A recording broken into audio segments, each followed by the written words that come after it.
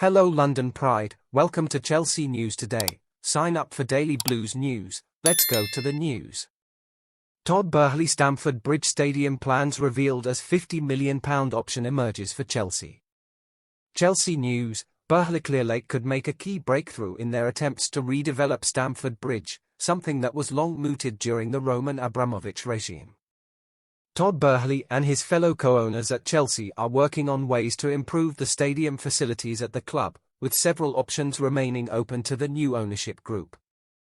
Redeveloping Stamford Bridge was one of Roman Abramovich's big hopes for the club in the final decade of his reign, but due to a lack of space around the ground, being hemmed in by railway tracks and buildings, no decisive moves were made. Although planning permission had been granted for a £1 billion redevelopment of the stadium, with models created and architects brought in, nothing was ever finalized and the progress took a back seat when Abramovich's visa was not renewed in 2018. Upon announcing the agreement to buy Chelsea from Abramovich, Boehly Clearlake made their commitments evident, stating, "The proposed new owners will commit £1.75 billion in further investment for the benefit of the club. This includes investments in Stamford Bridge, the academy, the women's team and Kingsmeadow and continued funding for the Chelsea Foundation." So far the investments into the academy, women's team and Chelsea's own transfer activities have all been proven right, but Stamford Bridge is maybe the biggest project of them all. An opportunity has arisen to make progress on this front though, as nearly 2 acres of land becomes available for the club to buy. Based behind the West Stand and the main entrance to the stadium grounds, Housing Association Stoll have placed their land up for sale, and it could be available for just £50 million, a small price to pay if it makes the renovation smoother. Chelsea had previously been blocked from building upwards due to blocking the light of houses in the local area, whilst expanding outwards is near impossible currently.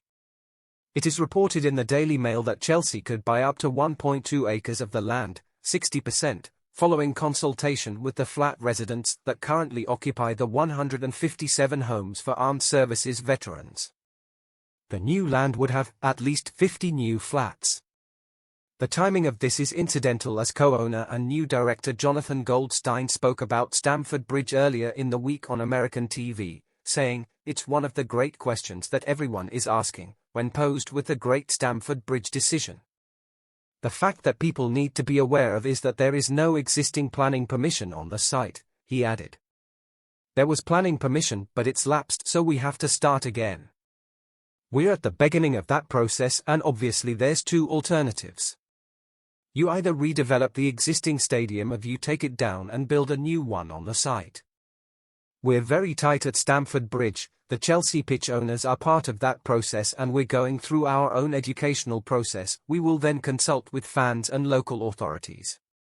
I would hope that over the next 12 to 18 months you will be able to invite me back and I'll be able to tell you how we intend to take that forwards. We're really focused on understand the locality and understanding what we've got at Stamford Bridge and maximizing the opportunity and the excitement for the fans. Leave your like to support the channel, thank you." Goldstein has been working alongside Boehly, Bedad Igbali and Jose Feliciano of Clearlake Capital, the majority investors, and is the CEO of investment business Kane International and is also a property developer. Speaking about the new regime and life owning a football club, he said, "It's fun and it's very enjoyable. It's very high profile. You can't open a newspaper without seeing Todd or Bedad, so that's a different aspect to our lives that we haven't had, but ultimately it's about people. If you enjoy interacting with people and you enjoy interacting with the really wonderful quality people that we've found at Chelsea, at all levels of the organization through the football side to the non-football side, then it becomes like every other business. You need to ensure, because it's so high profile, that you do it well." Stamford Bridge can currently hold just over 40,000 fans, making it just the 9th largest stadium in the league this season, and there have been plans to increase capacity in order to improve matchday revenue and fan experiences, also coming in line with Boehly's plans to extract the untapped potential in the club and create a modern global superpower. Both Goldstein and Boehly were present at one of Chelsea's training sessions earlier in the week with new manager Graham Potter. What do you think of all this? Leave your opinion in the comments. See you in the next news.